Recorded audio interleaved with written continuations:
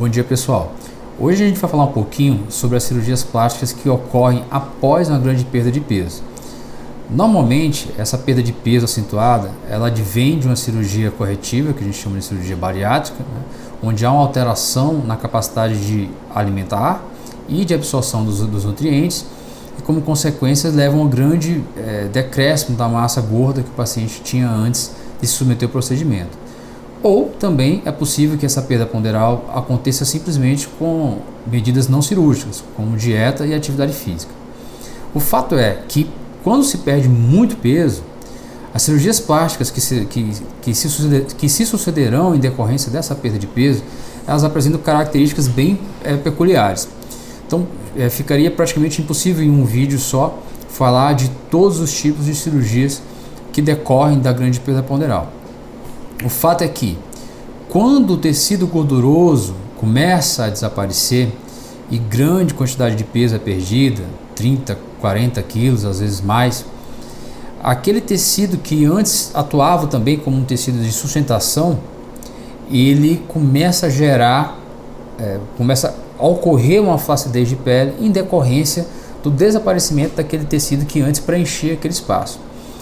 É como se fosse funciona de uma maneira análoga a uma gestação. A criança vai se desenvolvendo, por exemplo, lentamente ali, e o corpo da mulher vai ganhando pele, ganhando peso, e depois, na ocasião do parto, muitas vezes a gente tem um excesso de pele.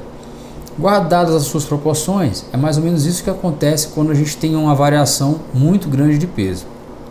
Um outro fator bem interessante é que quando essa perda de peso acontece por medidas não cirúrgicas, a gente tem um estado nutricional do paciente diferente de quando ela acontece por medidas cirúrgicas. O fato é que uma perda tão grande de peso, que inclui inclusive massa muscular e massa gorda também, gera um excesso de pele que só pode ser corrigido e melhorado a partir de procedimentos cirúrgicos.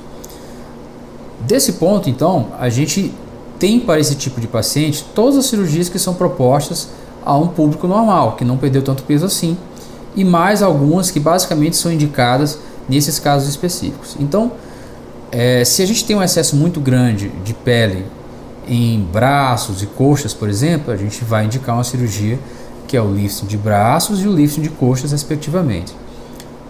No caso do abdômen, a gente tem dois tipos de cirurgia que são considerados, que podem ser utilizados para a correção desse excesso cutâneo: a abdominoplastia clássica ou a abdominoplastia em âncora, com a diferença entre elas do tipo de cicatriz resultante. O que o paciente pós-bariátrico especificamente tem que entender de uma maneira mais clara do que um paciente que não fez a cirurgia bariátrica é que, em decorrência das suas características, o seu excesso de pele obrigatoriamente leva a cirurgias com cicatrizes mais extensas e muitas vezes com maior grau de dificuldade de posicionamento. Então isso significa que, ao decidir operar o braço, por exemplo, ele vai ganhar uma cicatriz que pode se estender da axila até próxima à região do cotovelo, a depender, logicamente, do excesso de pele que tem nessa região. A mesma coisa acontecendo na coxa. Você pode ter uma cicatriz que vai da região inguinal, né, na virilha, até próximo ao joelho. Então, a tendência é que se tenham cicatrizes com formato de T nessas duas regiões. E essas cicatrizes têm algum grau de dificuldade de serem mascaradas. Então, sempre com roupas menores, com biquínis, elas vão aparecer. Com camisas de manga curta, elas provavelmente vão aparecer. Então, essa discussão é importante para que o paciente entenda se ele prefere essa trocar uma forma melhor, com menos excesso de pele, com o braço mais rígido, com a perna mais rígida, e ganhar, em contrapartida, uma cicatriz permanente. Da mesma forma como eu mencionei com relação às cirurgias de braços e de coxas, a gente estende essa recomendação a todas as outras. Então, no lifting de mamas, quer com prótese ou sem prótese, no abdômen, na cirurgia de face, que por sua vez seja necessário fazer, sempre existirão cicatrizes. Tá? O que o paciente tem que levar em consideração é se ele prefere estar melhor, sem os excessos cutâneos, e preservando as suas cicatrizes, que podem ser retocadas, mascaradas, enfim, existe uma série de medidas que o cirurgião pode tomar no sentido de deixar essa relação mais aceitável.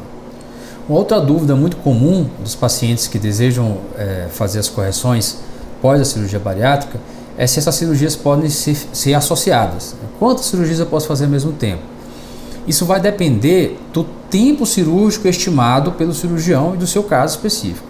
Então, muitas vezes é possível que você realize 2 cirurgias ao mesmo tempo. Por exemplo, as mamas e os braços, ou o abdômen com as coxas, tá?